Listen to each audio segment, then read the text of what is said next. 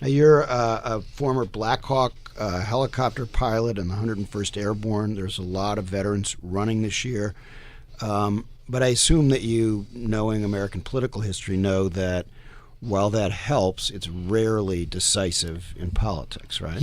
I'm glad you asked that. And my military background is an example of my belief in service. I believe in the value of service. I joined the Army after 9/11 because I felt like I had to do more. I had to serve. Not only did I serve as a helicopter pilot, but I was a military prosecutor, prosecuting military sexual assault offenses.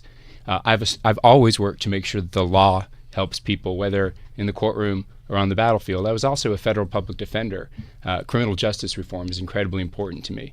My point being, although my military background is an extremely important part of who I am, it doesn't entirely define who I am. I've got 20 years of practicing law for the public interest. What are you going to do when Marsha Blackburn or whoever the Republican nominee comes after you, as they surely will, by putting pictures up of all your guilty clients and all the crimes that they committed?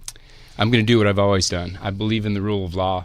I believe that everyone deserves a sound, zealous defense.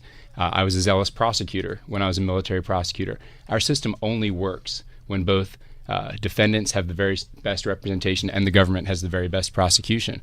If I have to, I'm simply going to explain the way the American system of government works.